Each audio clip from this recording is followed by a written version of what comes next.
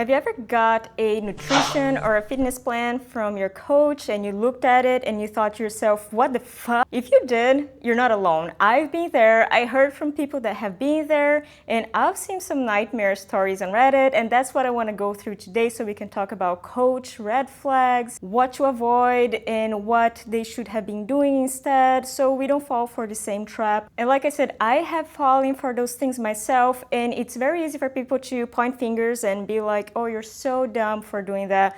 But when it comes to fitness and our bodies, it's so easy to forget about everything else and be focused on our goals because we really want to achieve those. Also, our bodies are such an emotional thing for us, right? We want to look our best and we have all these distorted thoughts about ourselves sometimes. So yeah, it can be a vulnerable place to be in. If you're falling for those things, don't feel bad. I've fallen for those things. It's normal. It doesn't mean you're dumb or anything that people want to say. And I'll prove to you that you're not alone through these Reddit posts so we all see how we're all in the same boat in this, and to learn from other people's experiences and from sharing our experiences as well. Before we get started, if you don't know me, hi, I'm Eleni, IFBB Bikini Pro and soon to be fitness coach.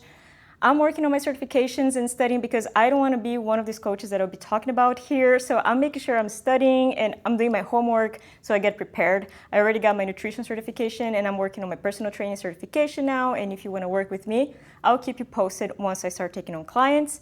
But let's go straight to the video. Red flag number one, and what I believe is the most common one, is the one-size-fits-all plan and zero personalization. Let's take a look at this post from Reddit. He or she says, I did her programming for 6 months. The workouts were poorly planned and kept aggravating pre-existing injuries I had. Her email checking responses were clearly cut and pasted, so there is no customization or coaching. She didn't check any exercise videos, which to me is a huge red flag. The protocols were also cookie cutter. A 22-year-old experienced weightlifter shouldn't be doing the same exercises, reps, sets as a 65-year-old just trying to get in shape.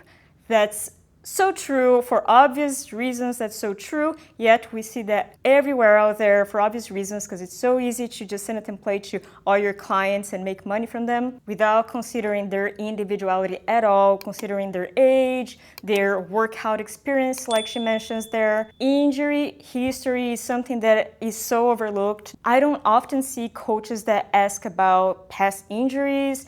I also don't see often coaches that ask about somebody's lifestyle or what they do for work. That's also so important for you to come up with a plan that's customized for each person so you can also understand how much recovery this person needs, how much stress they have going on in their lives. I personally have fallen for that. I thought in the past that my coach was giving me a personalized training program just to find out later talking to other clients that they follow the exact same protocol as I did with regards to my training. I was so hurt, honestly. I thought I was special. Jokes aside, yeah, that's a huge red flag for obvious reasons. And it's not so easy to catch sometimes. Sometimes you only realize that you're being given the same template, the same plan when you start talking to other clients of the same coach. But I can't stress enough how our bodies are all unique. So we're going to need different workout splits. We're going to need different exercises based on the injuries that we have or had in the past, based on our stress levels, so many things. We are all unique and we need to be treated like a unique human being. Red flag number two is ignoring biofeedback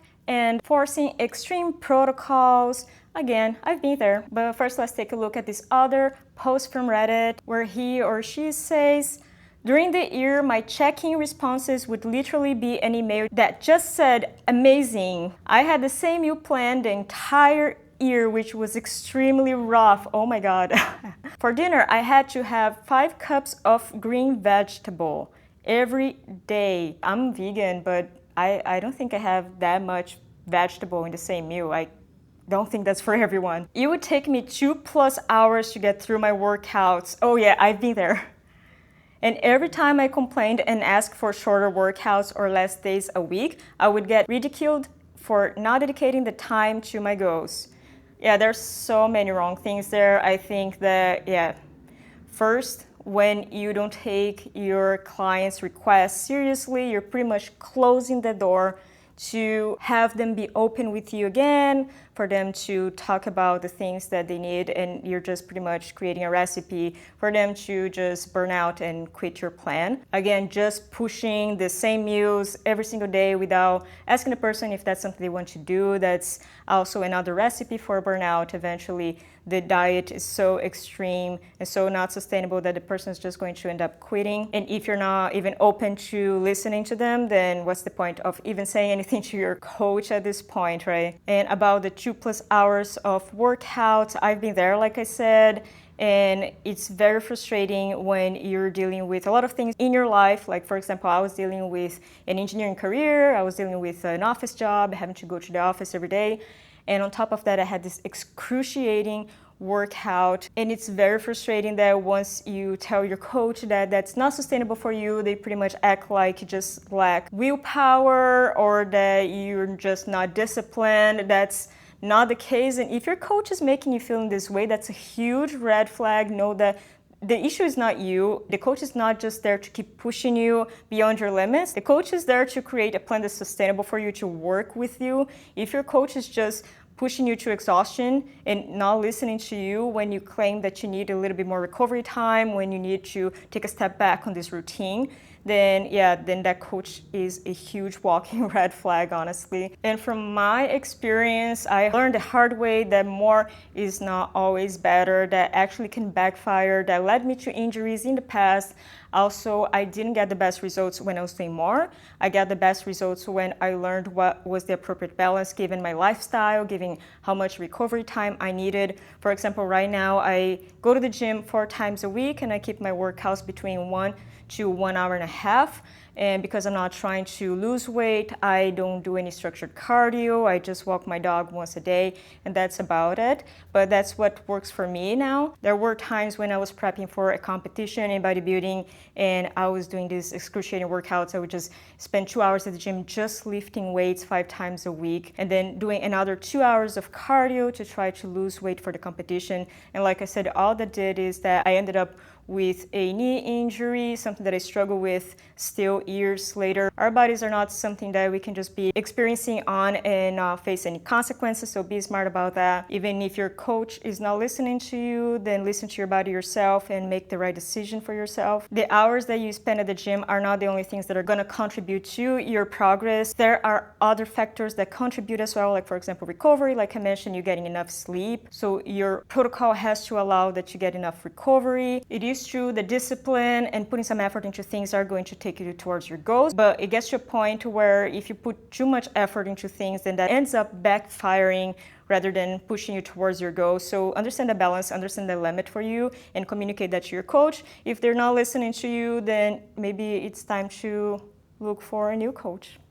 Think about it. Red flag number 3 is fake praise and lack of accountability. Ooh, again, I've been there. I think I'm gonna end up checking all the red flags here. But anyway, this person on Reddit says, every check-in, it was this exaggerated, girl, oh my God, my jaw is on the floor, you look so good. Even if I had owned up to basically effing off on my protocols that week, I felt like I was paying for compliments and very basic macro calculations, not coaching. Yep. That's so true. I think it's great when we receive a compliment from our coach. I think that's very much necessary in my opinion. But when those compliments don't come at the right time, like she said, she had effed her protocol that week, so she knew that she could have done better, but then you give her praise instead of encouragement, which are different things, then that just comes across as fake, and honestly just comes across as the coach didn't know what to say, so they just say anything like this programmed machine, and that's not what we want when we're working with a real coach, a human. I myself, I like to receive praise from my coaches, but most importantly, I like to receive honest feedback and also a plan based on how I performed the past week. If something needs to be changed or adapted, I would like my coach to explain to me why we are making this change, why we are adapting, ask me questions if I want to change or adapt anything as well, ask questions about how I feel. I think those things are more important than just giving empty praise all the time, and that's what I believe check-ins are for. If you're just giving empty praise all the time, then that just feels like your coach doesn't know what to say, so they just say anything, and they're not even looking at your numbers, not even looking at your progress. They are not even paying attention to you. Red flag number 4 is zero empathy and automated business models. Oh yeah, Again, check. I've been there. When I decided I was going to pivot to the fitness career, I had people tell me, hey, here's how I came up with my multi-million-dollar business and I have hundreds of clients. And I'll tell them, well, but that's not what I want, because that's what I had issues with my coaches in the past. I felt like they had so many clients, they weren't really paying attention to me, and I don't want to do that.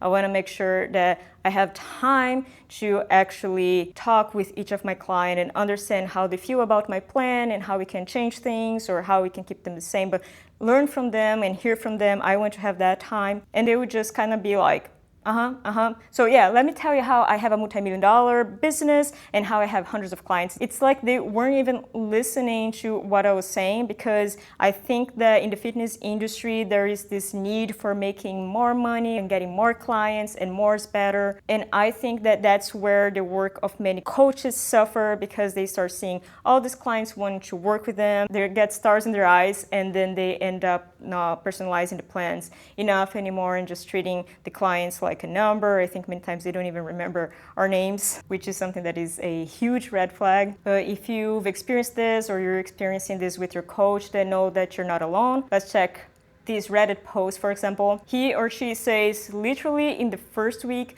I had a devastating family situation happen and asked for an extension on sending my check-in, and she told me I could check in at my normal time or I would forfeit the entire 16 weeks.